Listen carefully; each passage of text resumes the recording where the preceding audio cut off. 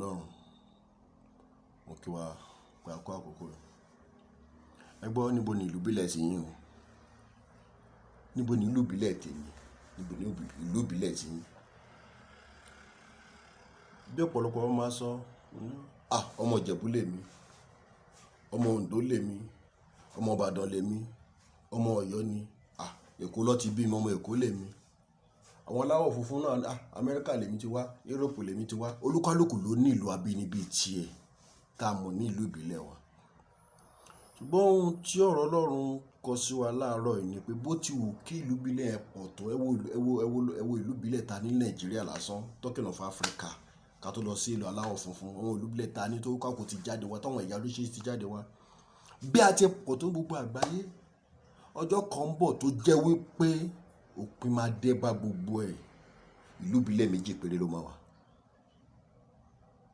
Bí ìlú ìbílẹ̀ ti pọ̀ tó, bá àwọn ọmọ ìbílẹ̀ tó pọ̀, àwọn ọmọ Ìjẹ̀bú pọ̀, àwọn ọmọ Oǹdó pọ̀, àwọn ọmọ Ọ̀yọ́ pọ̀, àwọn ọmọ Ìbàdàn pọ̀, àwọn aláwọ̀ funfun pọ̀ tó kákò ní ìlú ìbílẹ̀ tiwọn. Bí a ti pọ̀ tó lórílẹ̀-èdè ayé, ní ìkẹyìn ọjọ́ ìlú ìbílẹ̀ méjì péré ló wà. Ìlú ìbílẹ̀ àkọ́kọ́ ó wà ní ìwé Ìfihàn orí 21 láti ẹsẹ̀ kìíní dé ẹsẹ̀ kẹjọ. Revelation chapter 21 from verse 1 to verse 8. Ìlú ìbílẹ̀ àkọ́kọ́ nìyẹn. Ó ní mo sì rí àṣẹ ọ̀run tuntun kọ sílẹ̀, Jerusalem tuntun, ìlú Ọlọ́run, ibi tí Ọlọ́run jọba ń bẹ̀. Kò sí oòrùn, kò sí òṣùpá, kò sí ọjọ́, kò sí kàlẹ́ndà, kò sí nǹkan kan níbẹ̀. Kìkì ìmọ́lẹ̀ ló wà ń bẹ̀. Ọlọ́run sì ni ìmọ́lẹ̀ ẹ̀bẹ̀. Ìlú ìbílẹ̀ kan nìyẹn. Ìyẹn lọ̀rọ̀ orin yẹn fi yé mi dáadáa pé Jerusalem tọ̀run, orin mi ìlú mi, ilé mi tí ń bá kú, ẹkùn ìbùkún, ìlú ayọ̀, nígbà wo ni èmi rojú rẹ Ọlọ́run mi. Ìlú kan nìyẹn, ìlú ìbílẹ̀ kan nìyẹn, níbi tí Ọlọ́run ti ń jọba. Ọlọ́run ni president ibẹ̀. Jésù lọ́ba bẹ̀. Praise the Lord. Ìlú kan nìyẹn. Ìlú kejì tó tún máa wà, a máa rí ẹnu Revelation orí 20 láti ẹsẹ̀ kìíní títí dé ẹsẹ̀ kẹwàá. Revelation chapter 20 from verse 1 to verse 10. Ìlú kejì ni. Ìlú kejì a pè ní ọ̀gbun. Ìyẹn náà lọ́jọ́, kò lóòrùn, kò lóṣùpá, kò ní àkókò, kò ní kàlẹ́ndà, kò ní nǹkan kan. Kìkì òkùnkùn bírímù, òkùnkùn àti iná sulfuru tí ń jó. Sátánì lọ́ba bẹ̀, òun ni president wọn bẹ̀. Àwọn ìlú ìbílẹ̀ méjì tó máa wà rí. Ṣẹ́rí gbogbo ìlú ìbílẹ̀ ta èmi lọ́mọ tọ̀hún ní ọjọ́ kan pé máa dé bá. Wà wá bára rẹ̀ nù kan ní méjèèjì, inú ìlú ìbílẹ̀ méjèèjì. Ìlú ìbílẹ̀ àkọ́kọ́ tí Ọlọ́run jọba bẹ̀, ìlú ìbílẹ̀ kejì Sátánì jọba bẹ̀. Ibẹ̀ ni gbogbo àgbáyé máa fọ́ọ̀lù sí, ìkànnú ẹ̀ máa fọ́ọ̀lù sí. Kò sí èdè lágbàáyé bó ti wù kó jáláwọ̀ funfun, bó ti wù kó jẹ́ ọmọ Nàìjíríà, ìlú ìbílẹ̀ tó wù kó ti wá. Ní ìpín ayé, ìkànnú ìlú ìbílẹ̀ ló jẹ́, ọmọ ibẹ̀ ló máa jẹ́. Ẹ wo tí ìwé Fílípù orí 3 ẹsẹ̀ 20 wí, Philippians chapter 3 verse 20. Ó ní nítorí ìlú ìbílẹ̀ wa ń bẹ ní ọ̀run, láti ibi tí àwa gbé fojú sọ́nà fún olùgbàlà. Ìlú ìbílẹ̀ wa ń bẹ lọ́run. Ìlú ìbílẹ̀ tó ń claim láì ibi tá ti bí ẹni ọjà ló wá ná ń bẹ̀. Ó wá nájà ní ibi tó ń pè ní ìlú ìbílẹ̀, ó wá nájà ń bẹ̀ ni. Lọ́jọ́ kan ọjà máa tú ọjà.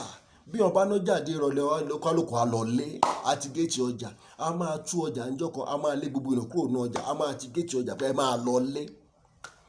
Ilé táwa ń lọ yìí, ìlú ìbílẹ̀ méjì péré ni. Àkọ́kọ́ ń bẹ̀, ibi tí Ọlọ́run jọba bẹ̀ tó yẹ pé kìkì mọ́lẹ̀. Èkejì, ibi tí Sátánì jọba bẹ̀ tó jẹ́ òkùnkùn bírímù. Ọ̀gbun la pè é. According to Revelation chapter 21 from verse 1 to 8, Revelation chapter 20 from verse 1 to 10. Níbo wá ní ìlú ìbílẹ̀ rẹ nígbà tó bá kúrò nínú ọjà tó ń ná yìí? Níbo ní ìlú ìbílẹ̀ rẹ tó ń lọ nígbà tó bá kúrò nínú ọjà yìí? Nítorí pé ibi tó ń pè ní ìlú ìbílẹ̀ ọjà ló wá ná ń bẹ̀, a máa tó tilẹ̀kùn ọjà. Ó ní kó máa lọ lé. Nítorí ìlú ìbílẹ̀ wa ń bẹ ní ọ̀run, Philippians chapter 3 verse 20. Ìlú ìbílẹ̀ wa ń bẹ lọ́run, kì í ṣe ibi tó wà yìí. O ò ní wà títí níyìí. Ẹ jẹ́ kó wo ìwé Hébérù orí 13 ẹsẹ̀ 14. Ohun tó ìwé Hébérù náà sọ, orí 13 ẹsẹ̀ 14. Hebrews chapter 13 verse 14. Ó ní nítorí pé àwa kò ní ìlú tí ó wà títí níyìí. Hebrews 13:14. Àwa kò ní ìlú tó wà títí níyìí, ṣùgbọ́n àwa wá èyí tí ń bọ̀. A ò ní ìlú kankan tó wà títí níyìí. Ọjà ní ìlú tá à ń pè ní ìlú abínibí. Ọjà ní ọjọ́ kan ọjà á tú, àní ó yá ń lé.